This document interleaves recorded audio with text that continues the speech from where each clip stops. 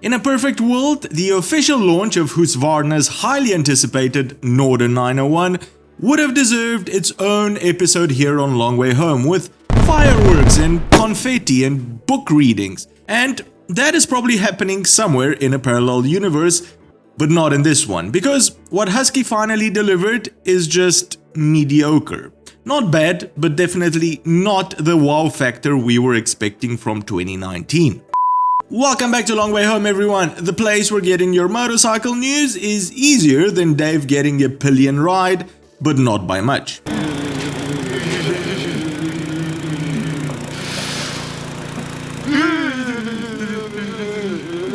The Norden 901 was promised to come with class-leading lightness, something every adventure rider immediately got excited about, on top of the great looks of the prototype version. But now that it's out and we all know there is nothing class-leading about the 204 kilograms or 450 pounds dry weight, we're gonna spend this episode comparing it to its other two siblings, the KTM 890 Adventure and Adventure R. Actually, not its siblings, twins, because it's the same bike.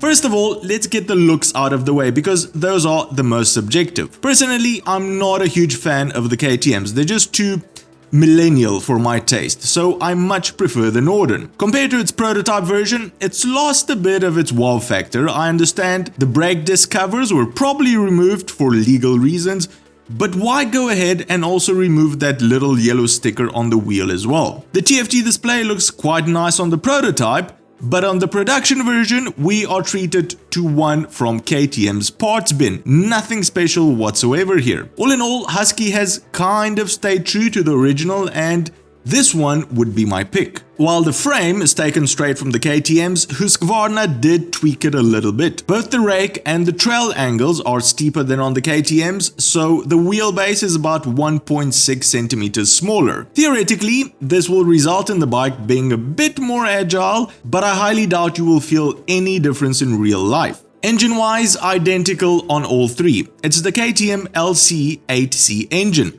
It's a good engine with large 15,000 km service intervals. It puts out 105 horsepower and 100 Newton meters of torque.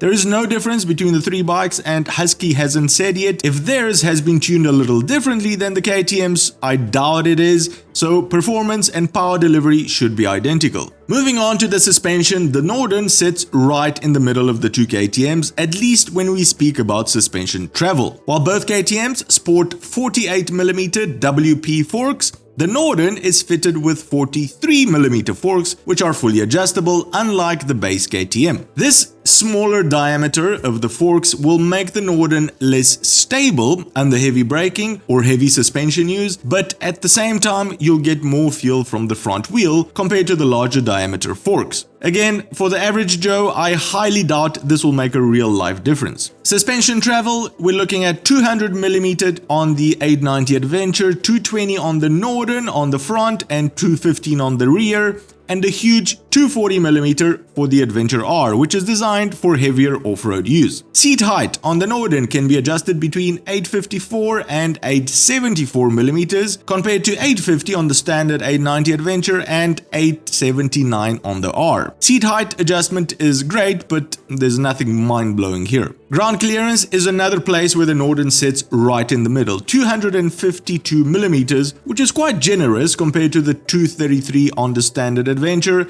and the massive 264 on the Adventure R. So with the seat height in its lowest position, but the extra almost 2 centimeters of ground clearance, the Norden will be much better suited for off-road riding than the base 890 Adventure. In the electronics department, the Norden doesn't disappoint. Cornering ABS, wheelie control, engine braking, and a 9-stage traction control intervention setting all help to keep your wheels side up. The ABS can be switched off for off-road riding, rear wheel only, and when you do that, the front wheel will not take the lean angle data into account. So you can go mental pulling off stunts without the ABS intervening. The good news is that cruise control comes as standard as well as a quick shifter.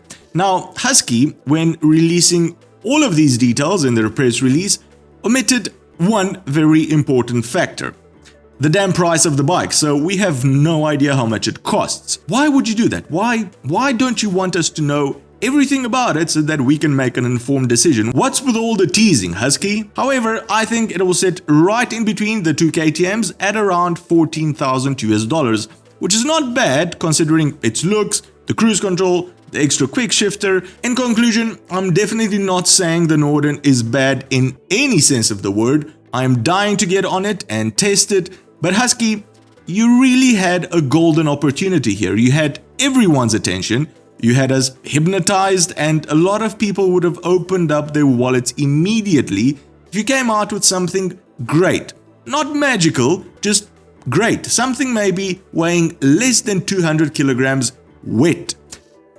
That would have done it. Anyway, that's my take on it, but what I'm mostly interested in is your opinion on this. Are you still excited about the Norden, or has it let you down like Dave? Let us know in the comments section below. Well, that's the show for today, everyone. If you've enjoyed it, give it a big thumbs up, and if you think you've learned something new, consider subscribing or becoming one of our Patreons to help us make more of these shows. Cheers, and I'll see you on the next one.